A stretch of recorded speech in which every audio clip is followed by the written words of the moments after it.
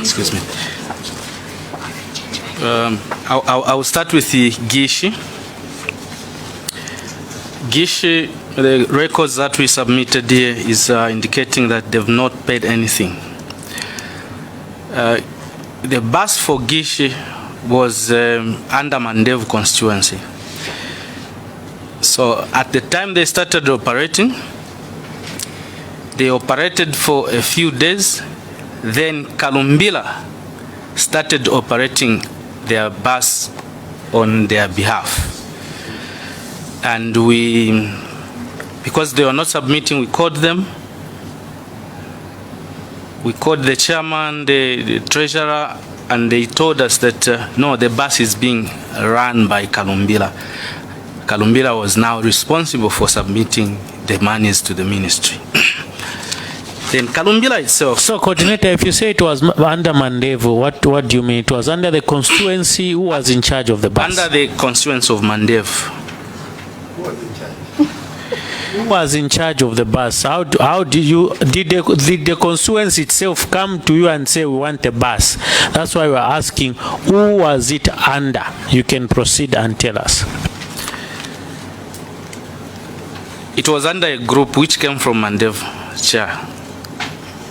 Mandevu constituency. And the MP then helped to pay the required amount of 100,000 kwacha as the security fee. That's why I'm saying it was under Mandevu. Who helped to pay the 100,000? You can proceed. The Honorable MP for Mandevu constituency. Proceed and tell us. Honorable MP, who? Proceed and tell us who paid, who helped to pay, how the money was paid. You can proceed and tell us. Each group was required to pay 100,000 as a security fee for the loan of a bus. So these groups would source money, and most of them used to go to their area MP to assist. And the records that the information that we were told was that we sourced the money from the MP, and that's how the bus was given. When the bus was given to Mandevu, they did not run it themselves. I don't know how they entered into an agreement with Kalumbila. Kalumbila started running the bus on their behalf. And the moment I call for the money, they would refer me to Kalumbila. And that's what happened. In the process, the bus got damaged, and we took it to Haiga, and it has been at Haiga. They haven't been operating for the last, I think, 8 months. Can proceed on the next one. The next one, Kalumbila itself. The period under review, I think, is from 2020 to 2021 July. The records that I have are that Kalumbila only paid 2,500 up to July. If they've paid any amount, they came after the review was done, or after the audit. And I have with me, I think, 3 receipts. I don't know what they gave the PS, but this is what I have. The first receipt after the 2,500 kwacha, on 20th July, they went to pay 2,000 kwacha in the account. You can proceed and tell us about, is it Kabila and Perez? No, Umuntu Musepela. You can proceed.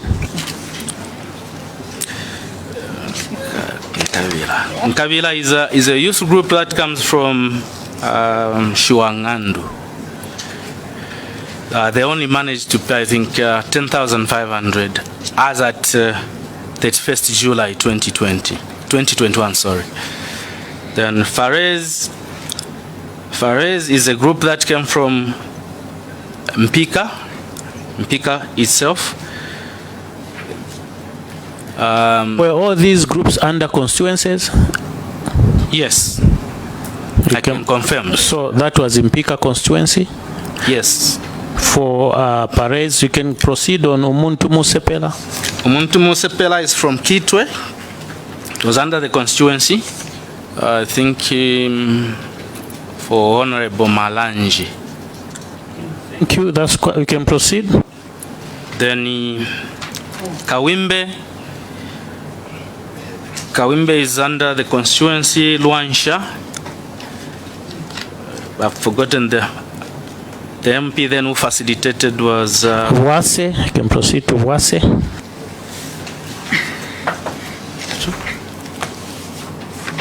Arsenal. Wase or Arsenal, whichever. You can proceed. Oh, Bwaso. Bwaso is a youth group within Lusaka, but not specific. It's not attached to any constituency. Probably they could have been connected through the political lines. Bwaso is Minali. Bwaso. Zanut. Zanut is from the teachers. But under which constituency? You're not sure? They are not connected to any constituency. Okay. And Kawimbe, you've said it. Chapamozi, Venangandu, and Arsenal. You can proceed. Arsenal is from Mansa. I'm not sure if they are connected to any. And Venangandu is from Kasama. Chapamozi is from Lusaka.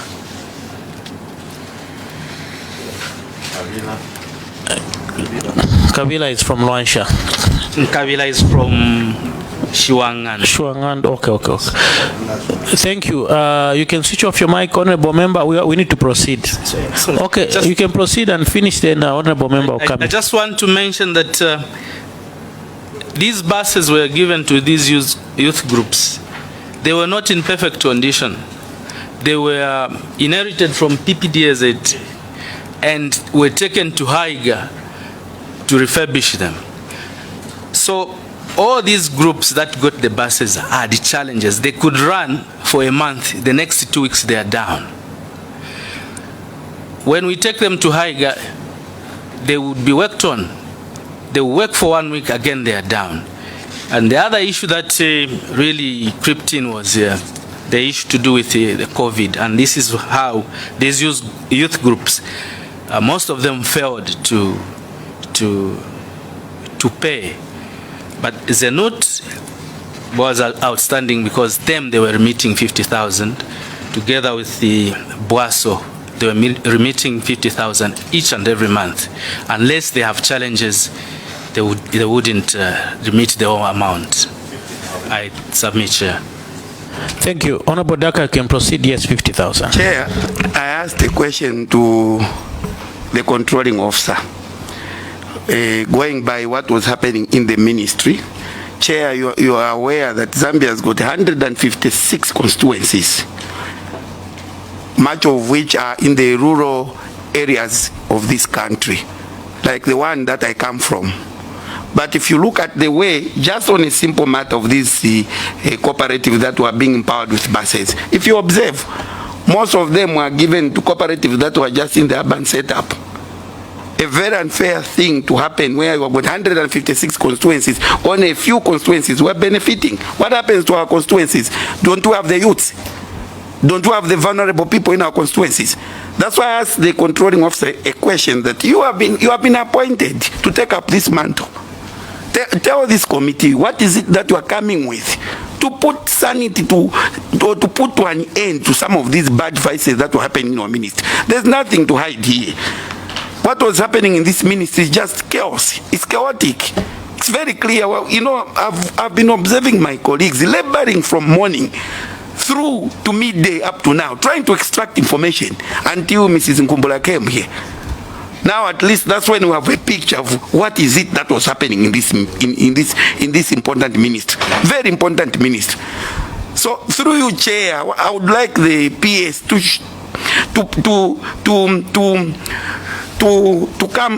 inform this committee, to demonstrate in short to this committee what is it that is coming with in order, or what value is it going to add to this very important ministry, considering that there's been a lot of chaos in this ministry. I submit, Chair.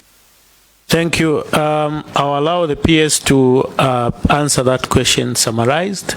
We're looking to time now so that we can proceed quickly and attend to other issues. PS, you can proceed. Chair, thank you very much. Thank you so much also, Chair, for your guidance, and that I should only refer to the matter at hand.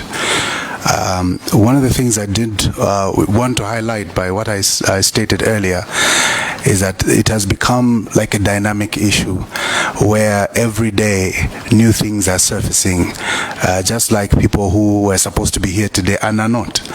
Just as I appreciate my officer who had valuable information, but I think it took the bravery of Mrs. Nkumbula for him to open up. And every time new information comes in, then the terrain changes. You see, so there's this information that is coming from outside, and there's information that is coming from within. Honorable Dakas, I've been kind of itching to answer you, sir, because I think that there's an opportunity with the help of this august house. What do I come with? I do believe that there was lack of leadership before my tenure. I do believe that there was a lack of leadership. The panel that is here, I think we selected each other strategically, knowing that each person here would offer a specific component from what I've learned. And there are those that have deliberately decided to shy away. And as you heard from my director with the institutional memory of over 28 years, is very categorical to state that the people who have not come here today have a lot of information. They would have answered a lot of things. In my opinion, there was no vision for the youth empowerment schemes because they were not meant to empower the youth. They were not meant to empower the youth, perhaps to appease them for votes, but certainly not meant to empower the youths. And the particular youths who received funding from this ministry are now in debt and have no buses, no capacity to pay back the ministry, but they have a legal obligation. So going forward, sir, I think that as your controlling officer, I'll bring in leadership. We'll review the program and ensure that policy statement is brought before this House for strengthening the empowerment program. In the new Dawn government, there is political will to ensure that we follow the rule of law, and we shall ensure that the technocrats are protected for giving sound and objective advice. The youth empowerment program shall continue, but only to those that are able to pay back under the ministry. And also, sir, to also mention, Chair, that disciplinary action to ailing officers shall certainly follow. And also we shall allow the investigative wings to continue their investigations until the matter is brought to its logical conclusion. I submit, sir. Thank you, honorable member. Address you accordingly. We don't want to demote you. Your position? I'm finance and administrative officer employed outside government on a contract with Haiger buses. Thank you. Before we admit the Director Youth, maybe from the government perspective, tell us, you've attached a list now, which was not there when the Auditor General was doing the audit, which is under the, is it PPAD, whatever Z association. Did the ministry verify that these were the actual beneficiaries even before you dispersed the buses to this association? And did you make sure that these are the right beneficiaries? What mode did you use as a ministry to evaluate and ascertain that yes, this empowerment is going to this intended purpose and these are the beneficiaries? Before you proceed, Honorable Amnima, you had a question, you can proceed, then the answer to, no, you can hold on. There was Honorable Lumai, then you come in. Honorable Lumai, proceed, then they can answer the two questions. Yeah, Chairperson, in line with the way you are trying to get information from the ministry, you agree with me, Chair, that at the time the ministry was executing these programs, there was, I wouldn't call it total failure. However, I would say leadership was not up to speed with what citizens expected. Chairman, as you have seen from their submission, they could not even spend the 288 million because they are saying the procurement process was not good. So, however, my worry now and the answer I would want from the ministry, yes, last time we didn't have the attachment of the beneficiaries, and now I want to understand, I've seen those Haiga buses, Chair, and the amount attached to those buses. Also, it is something which the committee may want to understand, even citizens out there, because I've been in transport business before, Chair. So I want to understand from the point of the ministry, the procurement process of these Haiga buses, because the money could have been spent, but maybe the bus should have costed 800,000, 400,000, but I'm seeing a bus is going to about 2 million plus. So I would want the minister to help us understand the procurement process to these buses. And then the second answer I want from the ministry, Chair. This, you called it what? PPDAZ. PPDAZ. Chair, when you read through the report, the minister now has taken the matter to the Inspector General of Police to help them with this issue. So what I would want to understand whether this PPDAZ was also given a mandate that they can even sell off the buses without the consent of the ministry, or maybe the association was working with people in the ministry. And Chair, may I take this opportunity to ask the controlling officer that here you have got immunity. You have immunity here, no one can question you. At this committee, we want to understand the procurement of these buses. Other buses are missing. We are told they were involved in an accident. At the time of accident, not reported. So, Chair, I want to understand the procurement and also as to whether that association was given power to sell these buses without the authority of the ministry. Chair, I submit. Thank you. Honorable Wamunyima, you can come in, then the PS will redirect the questions. You can proceed. Chair, I'm really struggling to understand this list, beneficiaries list. First of all, this list, most of the NRCs show nothing. They are unclear. There is no summary of the age, date of birth. Now, my question to you is that here I take note of what I can see. There's a Shiku Daniel born in 1973. Is he a youth? Musonda Philip born in 1967. What criteria were you using to award people born in 1967 under a youth program? And why is this list? For me, this is deliberate. This list is unclear. And for me, I don't understand why you have someone born in 1967, then you engage someone born in 2000. Someone who's not a youth and someone who's too young. Obviously, could you explain to us, as a ministry, what criteria do you use to vet? Or do you have a criteria? If someone who was born 4 years after independence is still considered a youth under your ministry, what criteria do you use? Then secondly, why are you reporting a civil matter to the police? This is a civil matter. There are contracts involved. What should the police do? You have to seek litigation. If you signed contracts and you're writing to the Inspector General of Police to do what? When you signed contracts, which police station will enforce a civil law? Can you advise, have you written to the Office of the Attorney General to give you advice on how to go about this issue? Have you? And if you have written, could you provide this committee with that? Thank you. Honorable Daka, you come in. I want the PS to, I think those are a handful. I think Honorable Amnima's question is more related to what I wanted the ministry to submit. So you can proceed because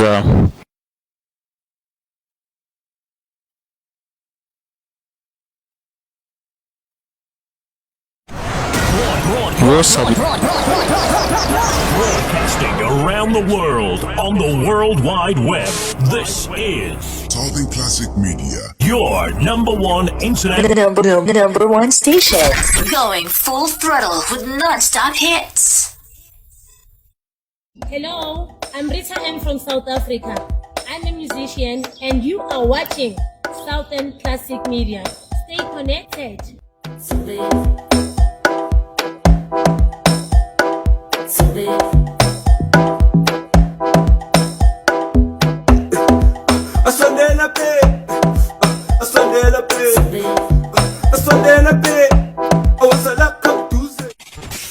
Southern Classic Media. Best station that plays you nothing but the best music. mission here, and your list of beneficiaries from PPADAZ doesn't look authentic. It's, for me, it should have been brought to you from inception, name signed, age, everything put in perspective, because these, how are they benefiting if they don't even have, you don't even, I can't ascertain their contact, where they are. So can the ministry proceed and answer those questions through the PS? Is it Director Youth or the PS will redirect? PS, you can proceed. Thank you, honorable members of this august house. I think the matter being in the hands of investigative wings goes back to the vision of this government. A question arises whether we're dealing with tricycles, whether we're dealing with the high or anything else, that were these goods procured at the right price? Was the quality observed? And the time frame. I think three things have become policy so far: right price, right quality, and time frame.